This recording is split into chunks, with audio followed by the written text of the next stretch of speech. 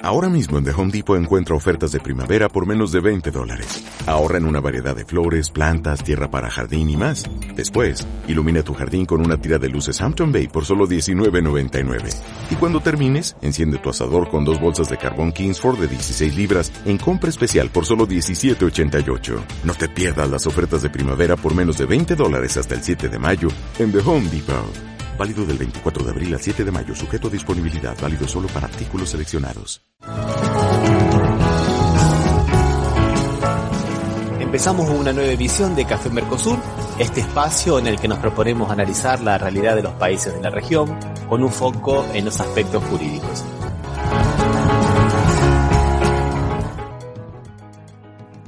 Buenas a todos y a todas, estamos en otro encuentro de Café Mercosur y de Batuque en la cocina. ¿Qué tal, Osvaldo? ¿Cómo te va? ¿Qué tal, Ramiro? ¿Cómo estás? Bien, un saludito de mate ahí. Vamos a hablar un poco hoy de un tema que justamente tu métier, ¿no? Yo me estoy metiendo en lo que es tu tema, ¿no? Que es el tema de la precarización laboral. Y un poco esta realidad que tiene el argentino, Osvaldo. Yo quería empezar un poco con eso, porque estamos en un gobierno neoliberal que está trayendo grandes problemas para la Argentina, pero va a traer, digamos, algunos beneficios para los que están fuera de Argentina, especialmente los imperios. ¿Qué te parece si lo escuchamos a Serrano Mansilla, que hizo un análisis muy, pero muy interesante y después lo comentamos? ¿Qué te parece? Dale. Milei está haciendo un trabajo serio, muy serio, más allá de sus excentricidades, de sus salidas de tono y demás, que es permitiendo que Argentina, a estas alturas del partido, sea un país en vías de intervención, sea un país pseudo intervenido. Y es de una gravedad muy seria para la soberanía de cualquier país que la política y el destino de la Argentina lo discutan hoy Cristalina, Bank of America o el secretario del Tesoro de los Estados Unidos de América. Es decir, que hoy pareciera que quien tiene la lapicera para ver qué se debe de hacer en la Argentina en materia de política económica, que significa de la Argentina en su totalidad, por mención, estoy siendo lo más preciso y riguroso que puedo ser. Es un país que está hablándose más desde el exterior de lo que hay que hacer en la Argentina que desde el interior. La producción de automóviles empeoró, la construcción empeoró, el tipo de cambio se devaluó, la inflación acumulada 196%, mal que le pesen a algunos libertarios reconocerla. Desocupados empeoró, consumo desde cemento hasta leche de carne bovina empeoró, poder adquisitivo se mire como se mire empeoró. O sea, es mala receta, intervención externa con este malestar interno. Grave y un poco pensando así en estos tiempos de Milei, ya que vamos a hablar un poco del trabajo. Estamos el día 3 de mayo, a 2 días del Día del Trabajador y de las Trabajadoras. Quería solamente poner algunos puntos, algunos datos de lo que fue el retroceso en materia laboral en Argentina, ¿no? El salario principalmente, el salario como ha perdido poder de compra. El salario mínimo, dependiendo cómo se mida, en estos 16 meses ha perdido entre un 27 y un 33% de poder de compra. O sea que por lo menos decimos que se compra un tercio menos de cosas, que ya no venía bien del gobierno anterior, aclaremos, ¿no, Osvaldo? Que el gobierno anterior también no había tenido una política salarial muy, pero muy buena. Los trabajadores de la sanidad son los que menos han perdido, pero han perdido el 4,5%. Los profesores universitarios han perdido el 33%. Los empleados públicos han perdido el 14,7%, pero si vamos a contar los empleados públicos nacionales, los que dependen directamente de Milei, han perdido el 34% del salario, del poder de compra. Y a todo esto, lejos de aumentar, digamos, bajan los salarios, de acuerdo a la ley de ellos, la gente tendría que contratar más, viste que ellos tienen esa teoría, ¿no? Si nosotros bajamos las condiciones de trabajo, si bajamos los salarios, si flexibilizamos las leyes laborales, se contrata más porque el empresario se siente más seguro y contrata más. No contrata más, está contratando menos. Hay mucha más desocupación y hay mucha más de subocupación, a tal punto que el sector informal ha crecido al 47% de los trabajadores. Una cosa de locos, ¿no, Osvaldo? Perdona que me meta en tu tema, ¿no? Que yo sé que ese es... Está bien, porque es real, todos los datos que daba Serrano Mansilla son tal cual como él lo estaba describiendo. Esa es la realidad argentina. Era un poco lo que vamos a ver más adelante, ¿no? Pero él hablaba de los que más habían sufrido el ajuste eran los universitarios, los Sí. profesores. ¿Y cuál otro dijo? Y el salario mínimo, ¿no? El salario mínimo. Y el empleado público. Empleados públicos, perdón, los empleados públicos nacionales, exactamente. Nacionales y los profesores universitarios. Porque eso está relacionado con lo que vamos a hablar después, sobre la uberización. Claro.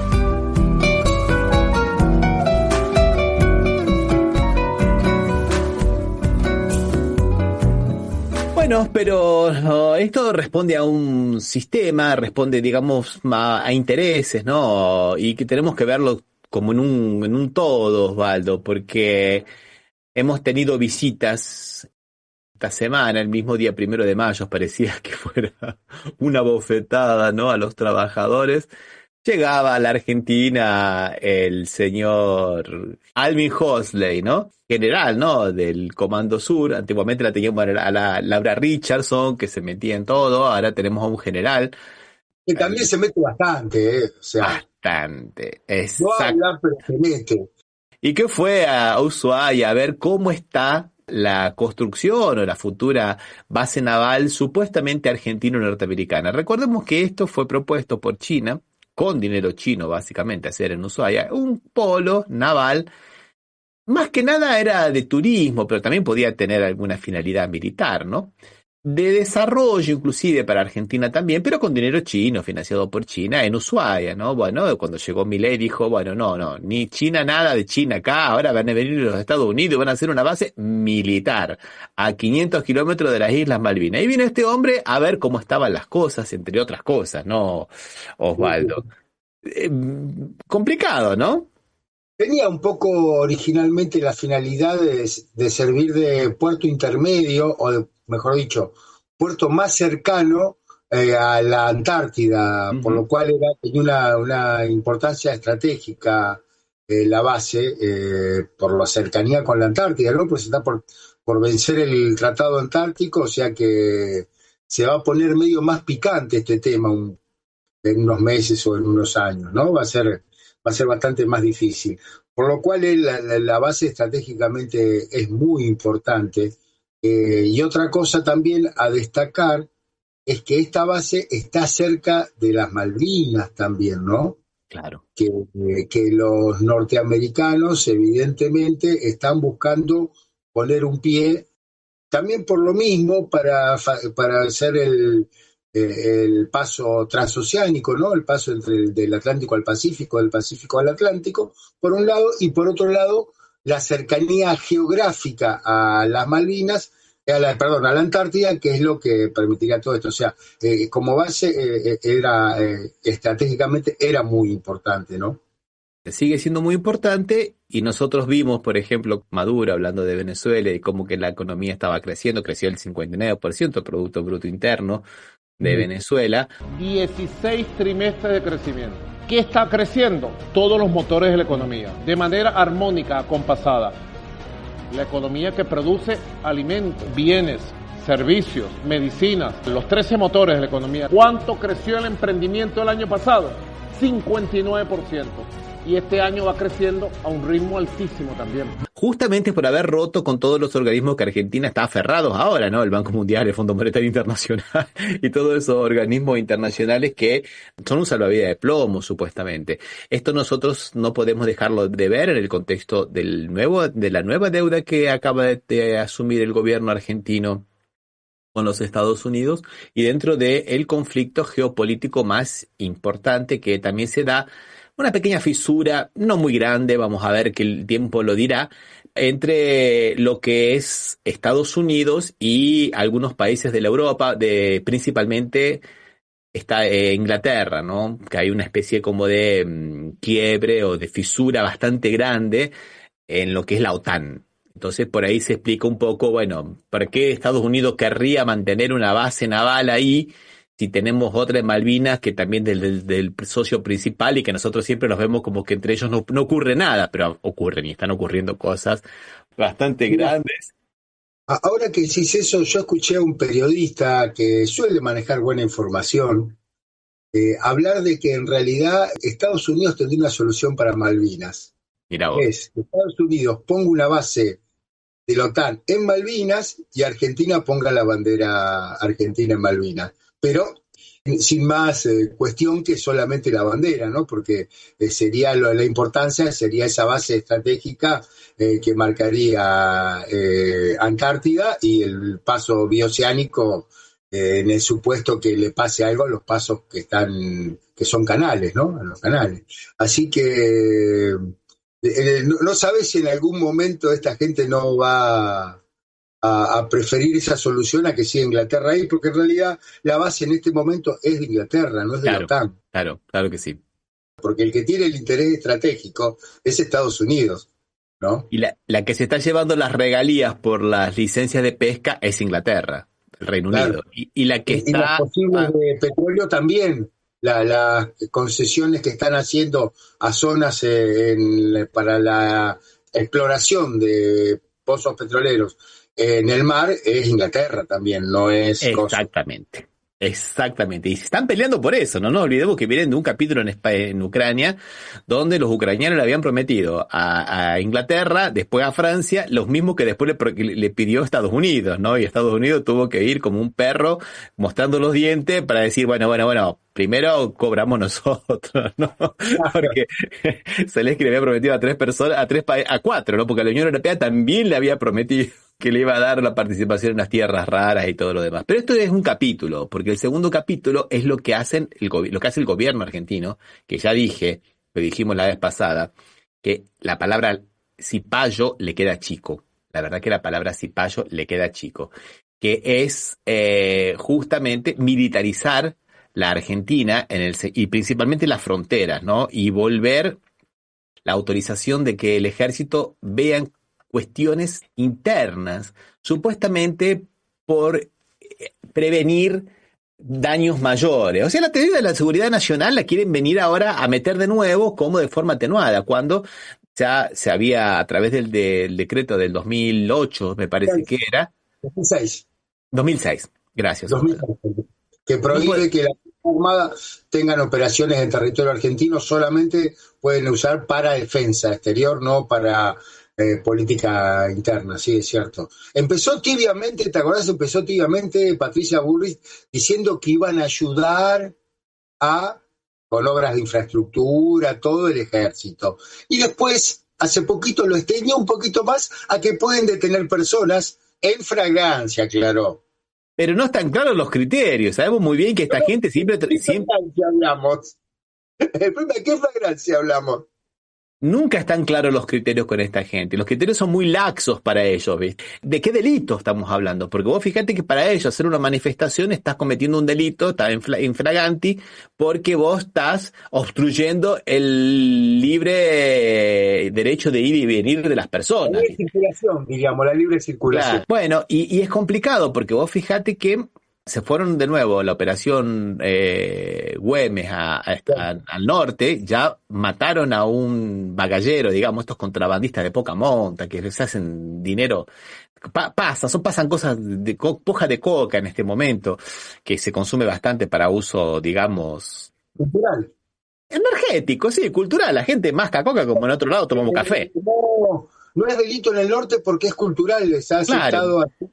En la altura es muy difícil hoja de coca.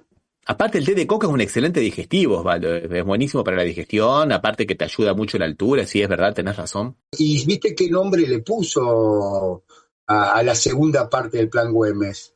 Roca, tristemente célebre.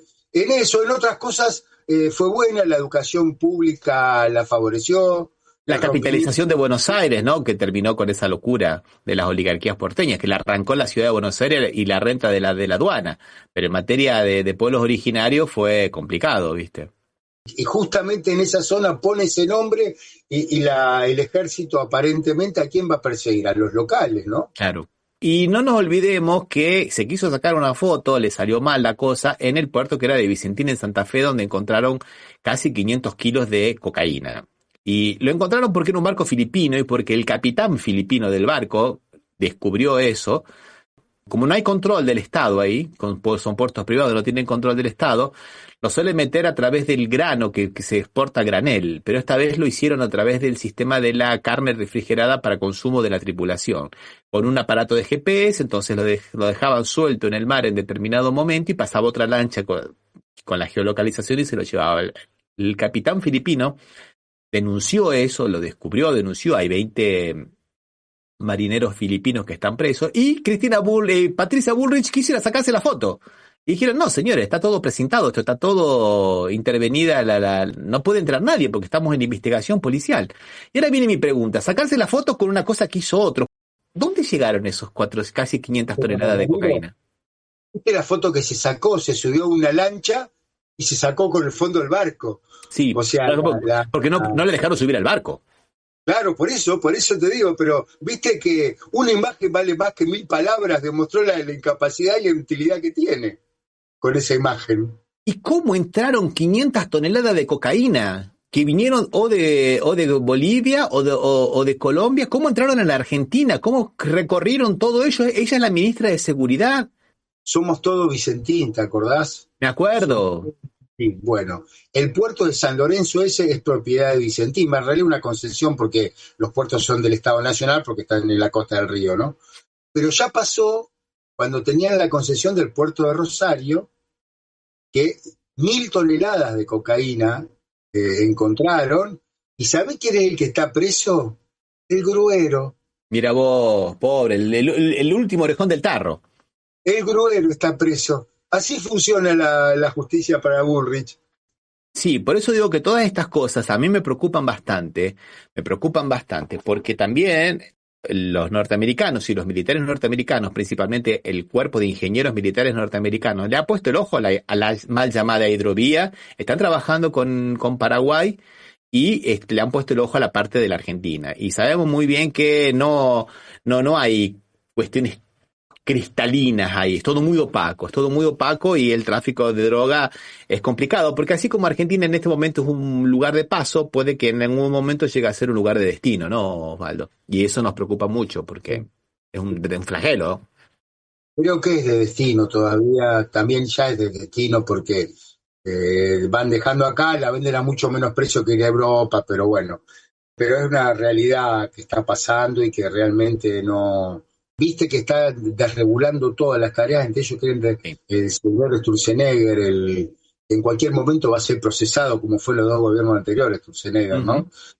Otro que podría el récord de integrantes de un gobierno procesado siendo funcionario. Sturzenegger quiere desregular, y ya dijeron los puertos privados que Santa Fe creo que tiene 25 puertos privados concesionados, que ellos se van a encargar de la seguridad. O sea, ellos se van a encargar de que pase en lugar de 400.000, 8.000. Y vos sabés que esto que agarraron estos 400, me da un tufillo que en realidad agarraron una partecita de lo que pasa. Yo tengo la misma idea. Es la punta del ovillo. Vos sabés que sí. En épocas de campaña donde hay que financiar la campaña, ¿no, Osvaldo? Sí, aparte, por lo que dicen, es más propio del Ministerio de Justicia, hubiese sido, porque fue el fiscal el que intervino en la causa, el que hizo la investigación, que de la Ministra de Seguridad. Pero se está dedicando más a tirar gas lacrimógeno, gas pimienta, en la actualidad, ¿viste?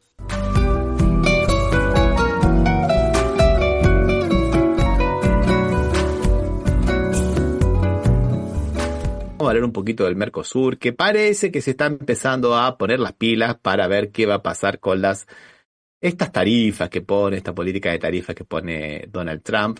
Y vamos a ver qué es lo que se han resuelto. A ver, escuchemos, Waldo. Desde América Latina buscan vías para manejar las políticas arancelarias de Estados Unidos. En este contexto, esta jornada se ha llevado a cabo un encuentro de cancilleres del Mercosur en Buenos Aires para encontrar una respuesta común a estos desafíos. Según el comunicado, los ministros acordaron priorizar e impulsar negociaciones con países comercialmente relevantes para los miembros del bloque. Asimismo, los cancilleres reiteraron el consenso alcanzado en el encuentro previo en abril sobre la ampliación de las listas de excepciones arancelarias. Nuestro corresponsal, Fernando Monroy, nos cuenta más. Varios países de la región latinoamericana toman medidas y estrategias para hacer frente a la incertidumbre comercial internacional, más aún por las medidas que ha tomado el gobierno de Estados Unidos, comandado por Donald Trump, en torno a los aranceles. ¿Qué han hecho desde el Mercosur? Comandado por estos países, ellos han acordado el incremento temporal de hasta 50 códigos arancelarios en cada listado nacional. Esto le permite a los países miembros del bloque aumentar los aranceles a medida que se inician negociaciones con terceros países, por ejemplo, en el caso de Estados Unidos. Mientras tanto, vamos a revisar lo que dice la CEPAL en torno a la previsión del crecimiento económico de América Latina y el Caribe. En el 2024 fue de 2,3, mientras que en el 2025 se redujo el pronóstico al 2%. Los países más afectados son los del Caribe, América Central y también México. Ahora vamos a ver las propuestas que vienen por parte del presidente de Brasil, Luis Ignacio Lula da Silva. En una reunión con los líderes de la región, él propuso utilizar más las monedas locales para hacer transacciones entre las naciones de la región latinoamericana y también dice que deben actuar juntos, fuertes con sus economías para que estén más protegidos contra las acciones unilaterales, como le ocurrió con Estados Unidos. Por otro lado, es importante destacar la advertencia que viene por parte del secretario ejecutivo de la CEPAL. Él señaló que el escenario actual es mucho peor que la crisis financiera del 2008 y tal vez desde la Gran Depresión. Por eso, él hace el llamado a que los países de América Latina tomen medidas para enfrentar la incertidumbre internacional. ¿Qué medidas? No sabemos, pero bueno, vamos a ver qué es lo que se puede hacer, porque la verdad que la situación está bastante peliaguda, ¿no? Sí, no, muy compleja o sea, el problema es que esta situación se traslada a todos los productos que justamente que produce el Mercosur o que, ¿no? Porque cerrarse a Estados Unidos hace que bajen los productos porque no tienen mercado y salgan a competir, ¿no? Ya salgan a competir ellos y si hay una competencia donde los precios solamente van a descender, ¿no? Ya sea tanto en los minerales y materias primas como en los cereales, oleaginosos y todos los productos que se producen acá. Ni hablar de los industriales, que se complica el ingreso a Estados Unidos, que demandaba productos industriales de Argentina y de Brasil, si bien los de Argentina son bastante limitados al acero y a los tubos de acero, y otros que son minoritarios, armas de puño y esas cosas, pero en Brasil, que debe exportar bastante a Estados Unidos, debe ser una complicación un poquito mayor, ¿no? Sí. Por otro lado, por ahí no sé si una alternativa de un tratado de libre comercio con Europa sería tan bueno, porque la verdad que Europa también viene bastante de capa caída y trata de ver cómo sustituye sus exportaciones que hacía con relación a los Estados Unidos, debe tratar de venderlas en mejores condiciones para América Latina. Hay que ver si eso realmente, punto por punto, que es conveniente para América Latina en cuáles ítems. Porque, por ejemplo, sabemos muy bien que muchos países, Francia, por ejemplo, no quiere resignar a lo que es su propia producción agropecuaria, subsidiada, muy subsidiada, y bueno, y siempre ellos tratan de mantener una relación, asimétrica con el resto del mundo. Lo han hecho siempre, por más que vengan con palabras bonitas y con cantos de sirena, siempre ha sido una relación asimétrica desde que fueron imperios coloniales, ¿no, Osvaldo? Desde ahí para acá pueden cambiar los modos, pero no cambian los fines. O sea, no solo los franceses tienen subsidiada la producción agropecuaria, en realidad toda Europa la tiene subsidiada porque si no sería imposible competir. Y ellos no van a resignar eso. O sea que va a ser complicado. Y Estados Unidos no solo se está cerrando, sino que va a presionar a los países para que le compren los productos de ellos. Claro, por supuesto que no son todos tan estúpidos como el presidente argentino, que le abre la puerta que entren lo que quieran, ¿no? O sea, eso también, hay que tenerlo en cuenta, ¿no? Que nosotros parecemos que vamos a ser el socio más bobo que va a tener Estados Unidos. Yo me río porque dice que que Donald Trump dice que 50 países le están besando el trasero y todo lo demás. Yo, ¿quiénes son los que le besan el trasero? Yo pienso en Milei y digo, ya sabemos.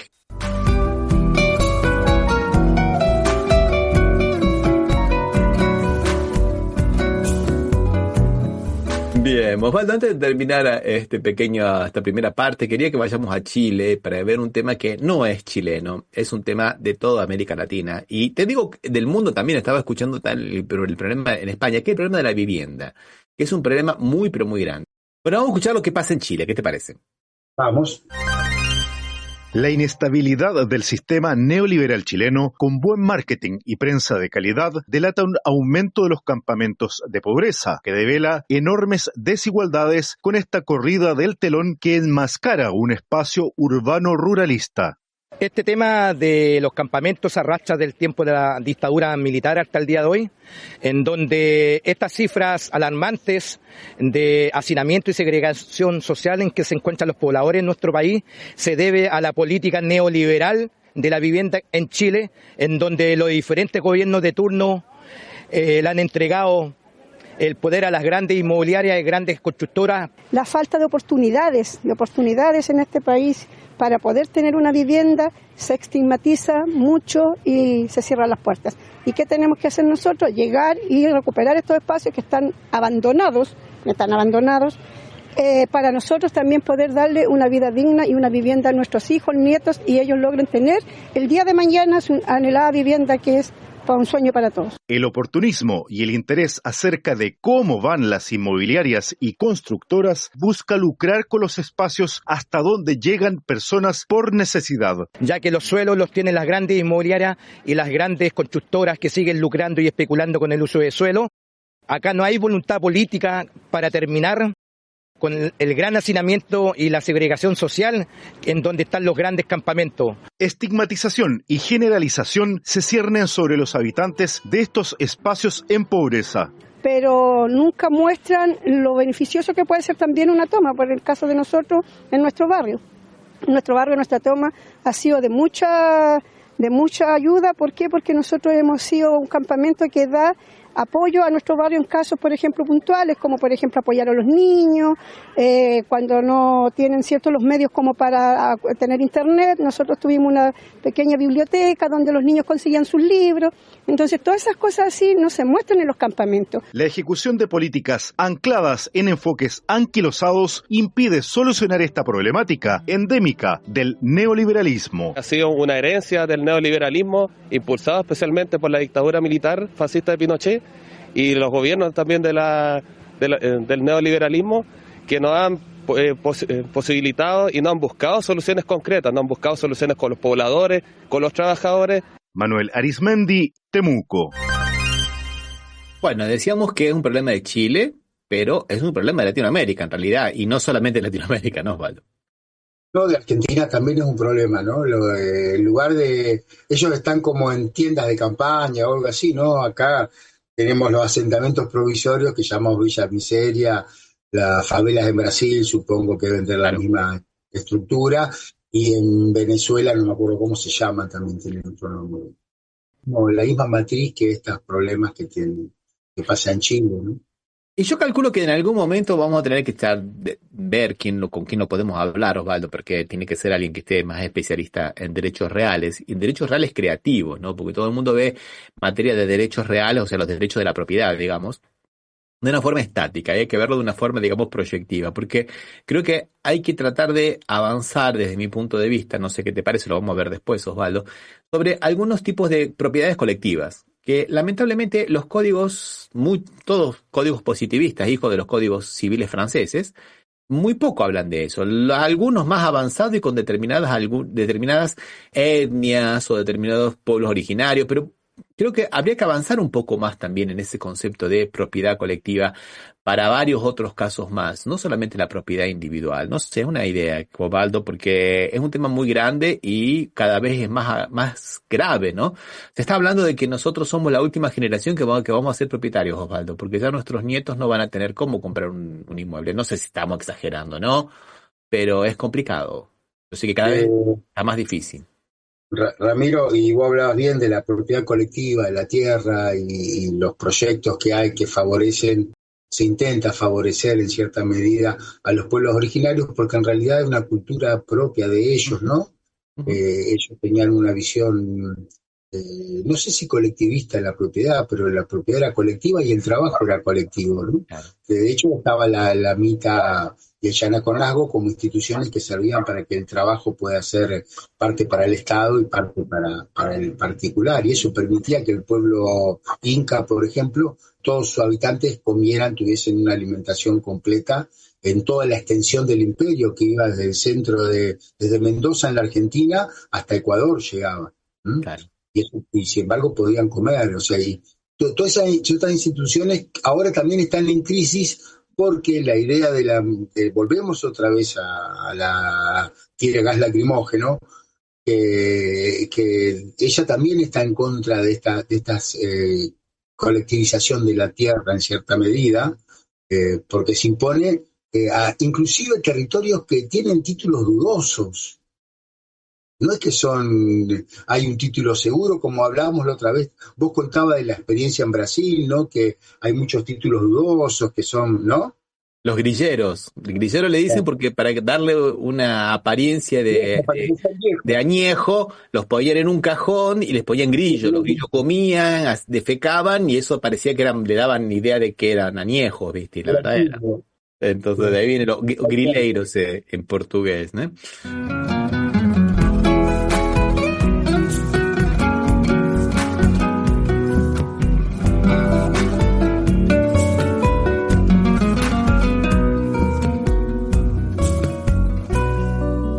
Osvaldo, vamos a hablar un poco del tema que nos convocaba, que es esta cuestión de la precarización laboral y el tecnofeudalismo. Antes de entrar a discutir el término tecnofeudalismo, que es un término absolutamente cuestionado, y muchas veces de forma bien, pero muchas veces de forma medio sonsa, porque acá me parece que lo que hay que poner en esta palabra tecnofeudalismo, de palabra feudalismo, ¿no? Es donde ponemos el eje, si lo ponemos en las relaciones entre el señor feudal y el rey, o si lo ponemos en la servidumbre del siervo de la gleba con relación al señor feudal. Y acá yo quiero colocar 3 elementos de lo que se dice tecnofeudalismo, o precarización 2.0, o monopolio de los conglomerados digitales. Que bueno, esto primeramente no hay, digamos, una relación de trabajo por tiempo, las 8 horas o las 10 horas, como era normalmente, sino que hay una cuestión de trabajo on demand, o sea, por demanda.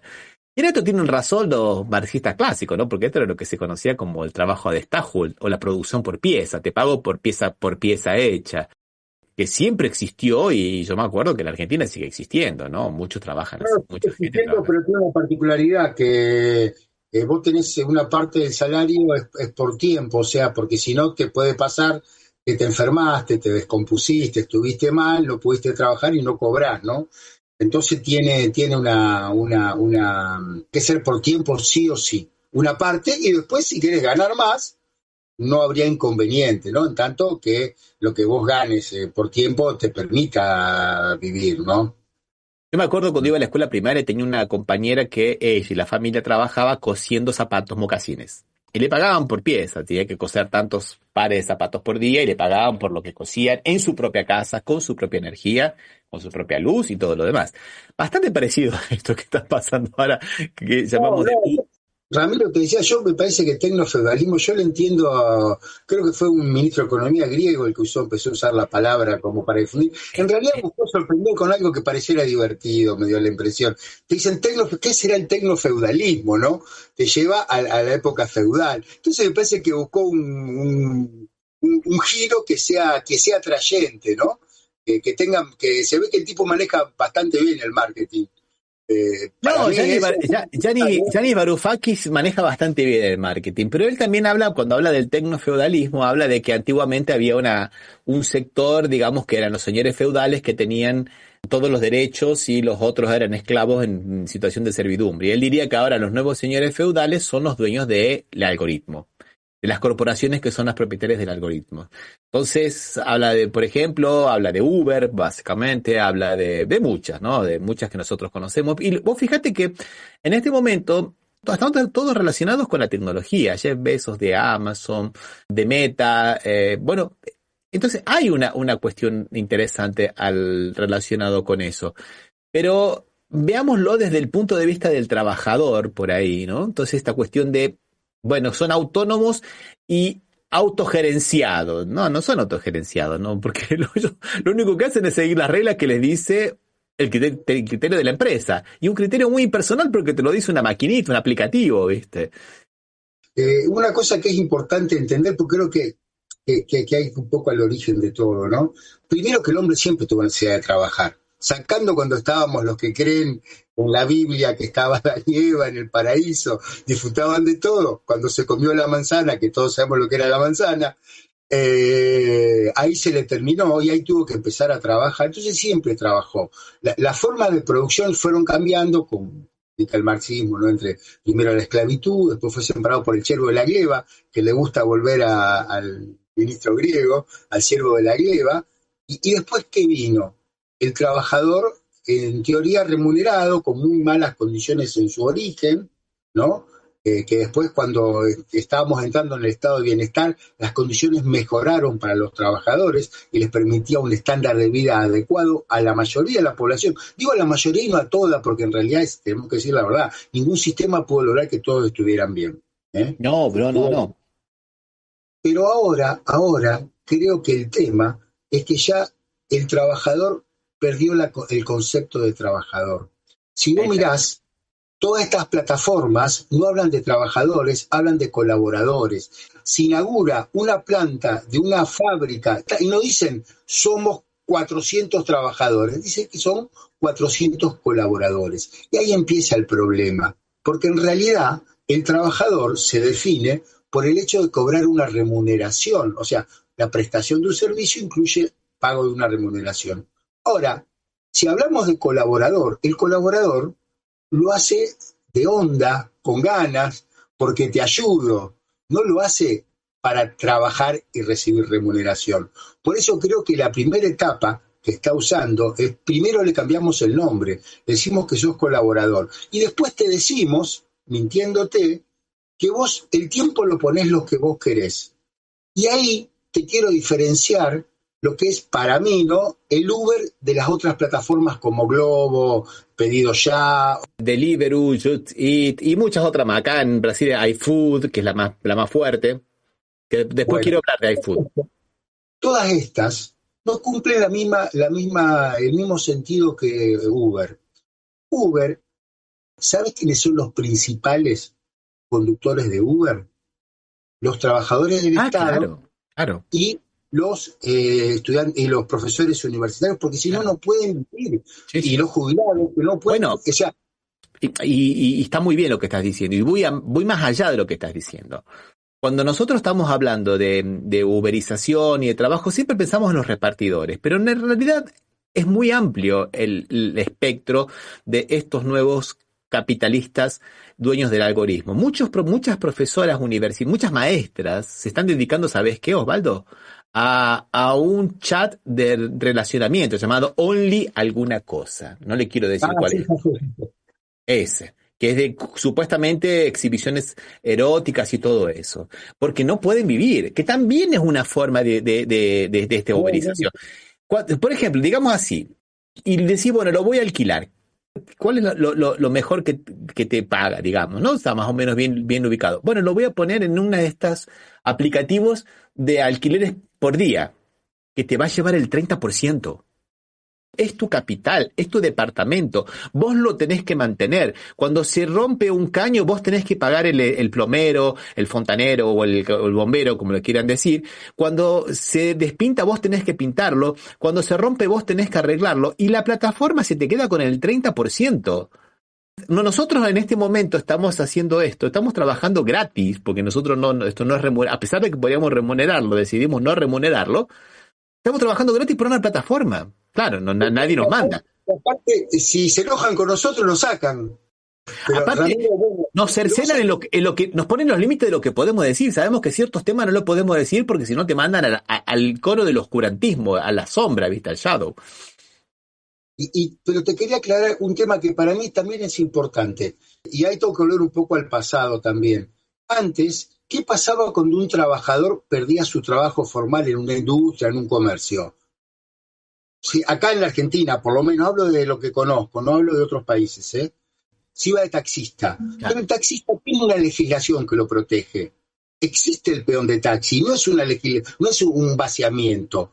En la actualidad, lo que sería el reemplazo del taxi es el Uber, pero en el Uber no hay legislación, por un lado, y por otro lado, es un complemento de su propio ingreso la mayoría de las veces. No digo que siempre sea así, sino la mayoría de las veces. En cambio, el tipo de Rappi, el tipo de Globo o de la plataforma que quieres poner, lo hace porque es el único ingreso que tiene y ese es totalmente ilegal. No tiene ninguna normativa.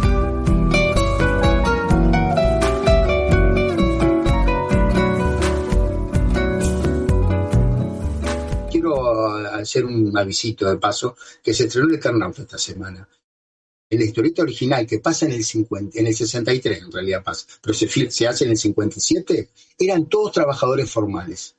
En esta, no quiero spoilear nada, pero se ve en el primer capítulo y va a salir, una de las que está es una de Rappi. Claro. O sea, eso demuestra que la realidad fue cambiando, ¿eh? Fue modificándose, y eso hace, pero con todos los problemas de no tener nada, de no tener un ingreso fijo y tener que salir como sea. No, pero hoy estamos hablando, Osvaldo, que llegó cómo es que la informalidad en Argentina llegó al 45%. O sea, vos fíjate, cuando nosotros hablamos de trabajo registrado, estamos refiriéndonos, te diría, ya casi a una categoría histórica, ¿no? Porque es realmente triste, ¿no? Y en la construcción llega al 45%, Osvaldo, en la construcción llega al 45% la informalidad. Y sabemos muy bien que la construcción ha sido siempre una especie como de madre de industria, por decir de alguna manera, ¿no, Osvaldo? Y pensá que aparte de la informalidad que tiene en la actualidad, ¿cuánto bajó la cantidad de trabajadores de la construcción? Y aún antes un trabajador de la construcción se iba de una obra a otra sin problemas. Sí. Bueno, sí, me voy, no me gusta esta, me paso a otra. Sí. Y ahora ya no es tan habitual, no es tan fácil. En el 2019 en Brasil, un entregador de moto recibía 30 reales por kilómetros recorridos. Hoy, ¿sabes cuánto recibe? 5 reales por kilómetro recorrido, con todo lo que hubo de inflación. Y ahora lo que nosotros vemos en Brasil, que casi el 40% son entregadores en bicicleta. Cuando sabemos que acá en Brasil, vos conocés... Las distancias son mucho más grandes. Y cómo es todo subida, bajada y todo lo demás. Vos viste lo que es la ciudad de San Pablo, ¿no, Osvaldo? Ramiro, otra ventaja de este sistema de plataformas es ecológico. Ecológico. Es inhumano. Vos sabés que los entregadores estaban con una cuestión de que no querían ir a trabajar cuando llovía o cuando había esos problemas. ¿Sabés lo que hacen? Bueno, si usted hace un día de lluvia tantos viajes o tantas entregas, le vamos a dar una bonificación de tanto. Y todo el mundo corre atrás de la zanahoria contento. Y bueno, son cuando más accidentes hay, cuando más ponen el cuerpo, cuando más se golpean. Aquí en Brasil, en todas las ciudades, no solamente San Pablo, en todas las ciudades, los médicos traumatólogos en Brasil son de los más capacitados del mundo. Si tienen, digamos, todos los casos tienen casos de accidente de moto. Y lo que yo no veo, Osvaldo, es que haya una verdadera discusión. Por ahí veo que estamos discutiendo si Varoufakis usó la palabra tecnofeudalismo, si no la autorizó. La servidumbre es el problema, no la palabra tecnofeudalismo. Es el sistema de servidumbre, de impersonalización que hay, de que ahora, antiguamente por lo menos vos podías hasta mentirle al gerente, al capataz o al encargado, decirle, bueno, qué sé yo, me sentía mal, me dolía el estómago, tuve que llevar a Elena al hospital. Hoy tenés un aplicativo que con el cual no hablás. Si vos no cumplís determinadas metas, te borra, te saca del sistema. Si vos no aceptás los viajes, porque si no, me queda muy atrás mano, te sacan del listado, te ponen último. Y la gente contenta con eso. Vos sabés que la mayoría de esos en Brasil son bolsonaristas y en Argentina son todos milenistas, ¿no? Porque hay toda una campaña ideológica tan grande entre la libertad individual de ser un emprendedor, el constructor de tu tiempo, cuando en realidad lo que estás viendo es un sistema de servidumbre. Hace un tiempo atrás, hace unos 10 años atrás, vi una película horrible, una porquería de película, pero la vi con ojos, digamos, de analista, no para divertirme ni nada, porque aparte la película estaba horrible. Pero ¿quién manda a hacer esta película? Era un entregador de mensajería en Nueva York, en bicicleta, que hacía toda la cantidad de barbaridades que se te ocurran, no respetaba las veredas, no respetaba a los peatones, no rompía los espejos de los autos, pasaba todos los semáforos en rojo, pero él tenía, viste, como una visión especial porque era el súper, que hacía todos los cálculos, y trabajaba en una empresa también de estos couriers, de estos mensajeros. Y después, en determinado momento, claro, se enamoraba de una compañera que también andaba en bicicleta bastante bien, y por las circunstancias de la vida terminaban salvando el gobierno norteamericano. Una película horrible, no era clase B, clase X era una porquería. ¿Quién paga todo eso y a quién va dirigida todo eso? No están naturalizando, glamurizando, ¿viste? Ay, qué lindo ser un distribuidor, estar 16 horas por día en una bicicleta, mirá qué lindo como tengo las piernas, como todo. ¿Viste? Cuando tenés accidentes y no tenés un hospital, como le pasaba. Complicado toda esta cuestión, ¿no, Osvaldo? Porque simbólicamente uno está atrapado en un sistema y mientras no discutamos el fondo, me parece que no vamos a poder salir, ¿no? Derecho laboral, particularmente, como derecho humano que es progresivo. Entonces eso significa que vos los derechos que tenés no los podés perder.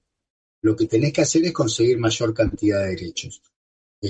Por este caso me parece que sería necesario que el derecho laboral se reforme. Yo estoy de acuerdo y convencido que necesita una reforma. Ahora, ¿qué reforma necesita? Y ahí te puedo decir lo que dice este muchacho. Volver al feudalismo, volver a la esclavitud o volver a los contratos, los primigenios contratos que había en la Revolución Industrial, donde la jornada era de 12 horas y se trabajaban los chicos. Eso no es reforma, eso es regresión. No, pero... Algunos dicen, no hay que reformar nada, está bien como está. No está bien, porque hay el 42% desocupados. Ahora, la reforma quiere ser la que quiere implantar, y está claramente en la ley bases, y la que quiere implantar Milei, y la que quiere implantar Schwarzenegger. Todo esto, eso no es la reforma. La reforma es ver cómo lo incorporás con derechos al trabajo. Sí. Por eso te digo, Ramiro, el término, yo creo que lo utiliza, es para que sea marketinera la denuncia. No, porque él dice que en realidad los señores feudales serían ahora los dueños de la nube, porque vos estás en un aplicativo en una nube y que si vos tenés que estar ahí porque si no existía, y es verdad eso. Ahora, por ejemplo, acá en Brasil, lo que te quería comentar de iFood está vendiendo la propia comida, no está más distribuyendo.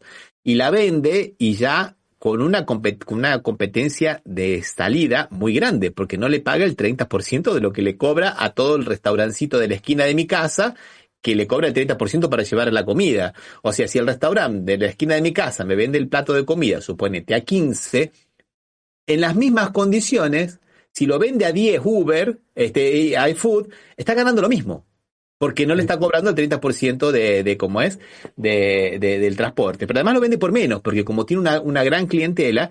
Pero el hombre de la esquina de mi casa, si no está ahí en la plataforma para que la persona de la casa lo vea, no vende eso. Y además, cuando le tiene que pagar, Osvaldo, a la plataforma, significa que de algún lado tiene que salir cubrir esos costos, ese 30%. ¿Y de dónde lo cobra? De los empleados. O sea que el tipo que trabaja para él físicamente va a recibir menos inclusive, porque va a decir, bueno, mira, no puedo pagarte tanto porque mira lo que me lleva esta que es la empresa para entregarlo. Pero vos fíjate cómo va rompiendo todos los esquemas. Uber es un caso fantástico acá en Brasil. Comenzó hace 10 años, vos te subías al Uber, te daba agua mineral, los precios eran súper baratos, era muy barato, te daban caramelos. La idea era, ¿qué cosa? ¿Ganar el mercado? No, era terminar con los taxistas. Hoy medio que lo han conseguido. Los precios subieron muchísimo, está carísimo y casi no hay taxis. Nosotros estamos viendo la punta del iceberg, que es el trabajador, pero en realidad está rompiendo todo lo que es el sistema de la economía como conocíamos hasta ahora, Osvaldo. No, por eso te digo que es necesaria una reforma.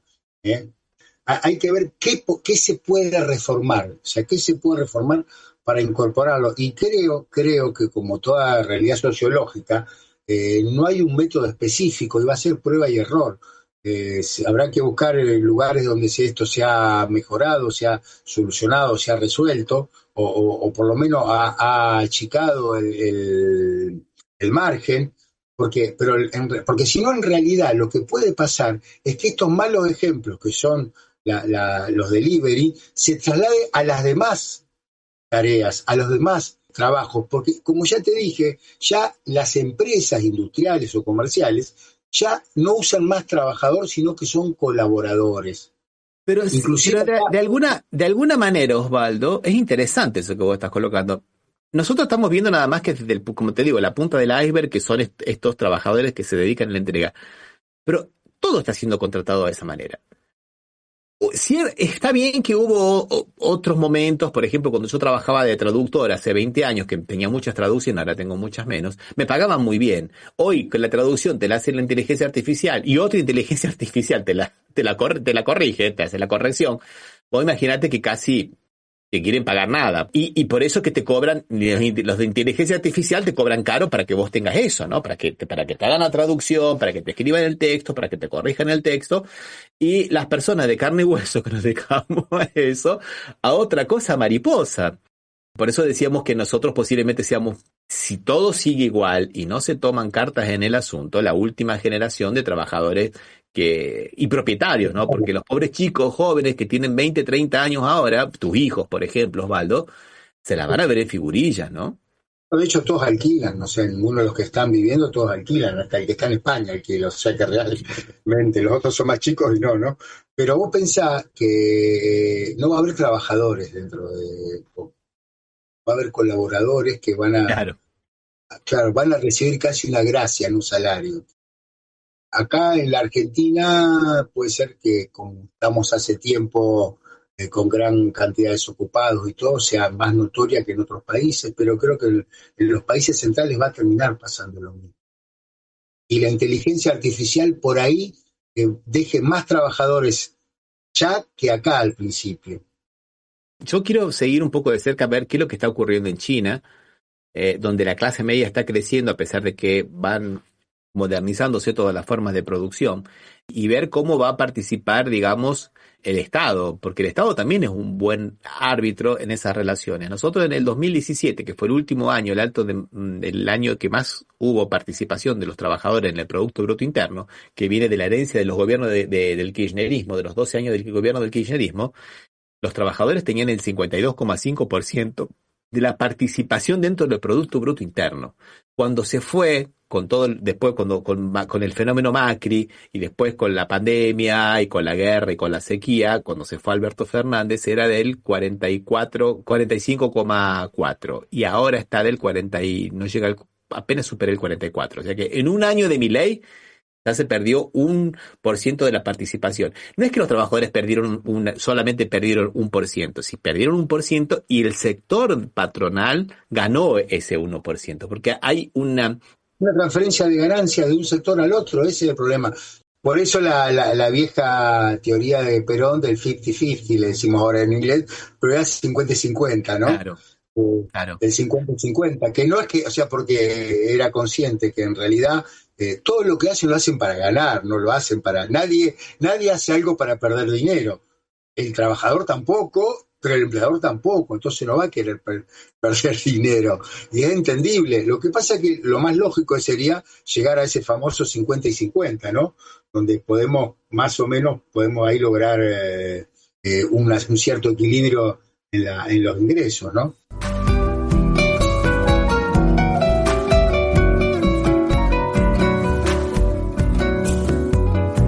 Y lo último que yo te quería, para cerrar esto, Osvaldo, que me pareció una discusión muy interesante y que nos debíamos, porque siempre dijimos que le íbamos... La verdad que nunca llegábamos a la situación.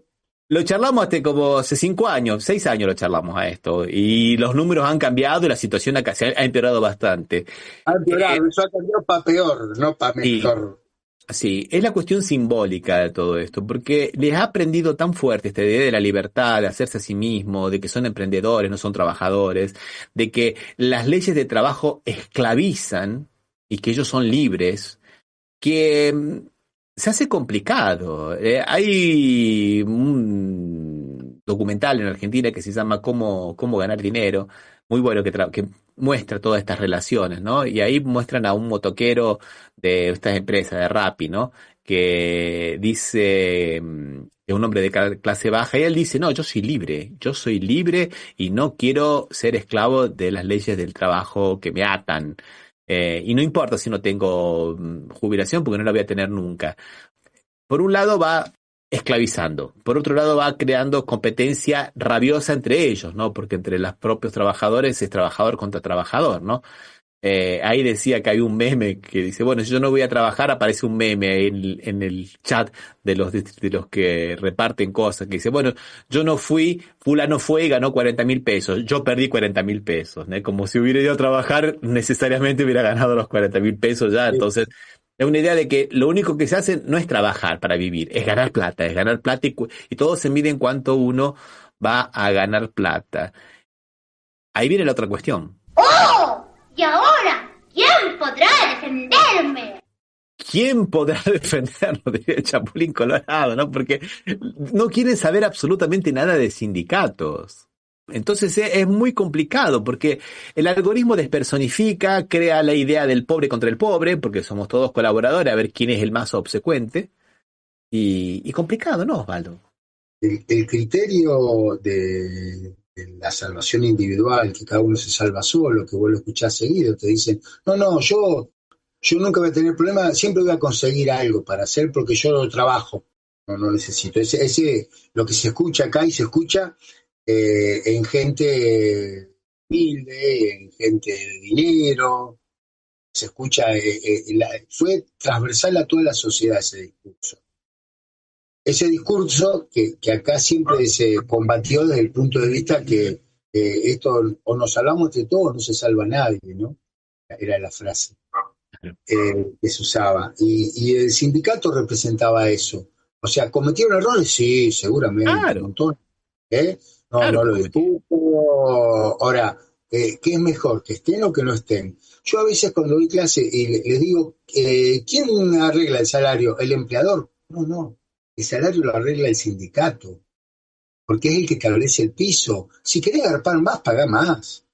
Pero si me querés, tenés que ser lo que marca el piso, que marca el sindicato, con negociación con el empleador, como debe ser. O sea, no es que uno va en desmedro del otro, los dos negocian. Creo que también hay culpa y responsabilidad de los dirigentes gremiales, sí, que sobre todo en aquellos sindicatos que son... Hay sindicatos que son como que tienen trabajadores como clase A, ¿viste? Aceiteros, bancarios, que tienen unos ingresos muy superiores. Y ellos ya se creen que no son trabajadores, ellos no son colaboradores, son empresarios, ya se creen que son. Entonces, eso hace que crea también la diferencia. Pero lamentablemente, todos van a recibir el masazo. No lo van a recibir solamente los más pobres, Todos se van a quedar con poco trabajo, todos se van a quedar con bajos salarios, porque vamos a ser realistas, Ramiro. Ponele, ¿cuántos traductores hay en San Pablo? Que vos tengas idea. Sí, muchísimos. Muchísimos. Sí. Algunos pueden ser mejores que vos, no creo, la mayoría deben ser peores que vos, pero al que te paga la traducción, le va a importar. Si viene otro y le paga más barato y le cobra más barato y le hace la traducción, se la va a dar, porque no le importa.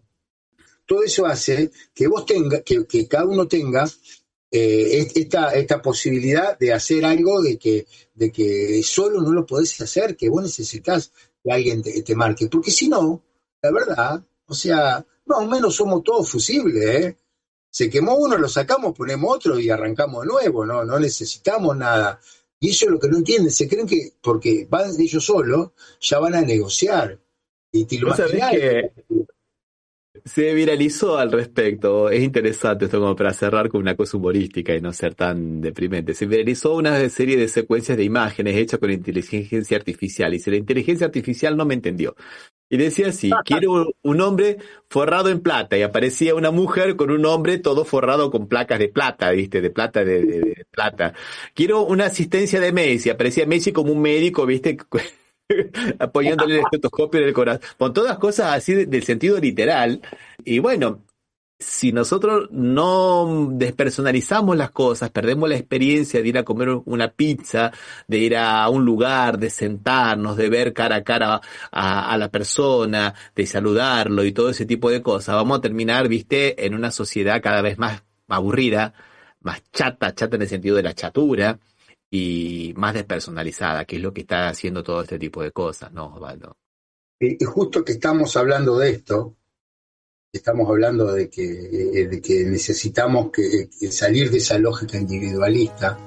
Invito nuevamente a que vean El Eternauta, porque justamente lo que se trata es ese tema, el héroe individual, o sea, el héroe colectivo por encima del héroe de las superproducciones de Hollywood, ¿no?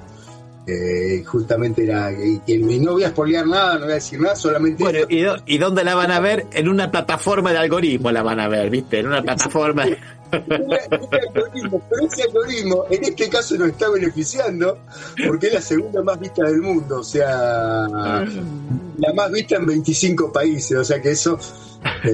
así que quiero eso sí, que la vean también en todo. En Brasil también está primera, ¿eh? Sí, acá también anda bastante bien. Bueno, Osvaldo, dejamos por aquí entonces. Un abrazo, chao Osvaldo, hasta el sábado.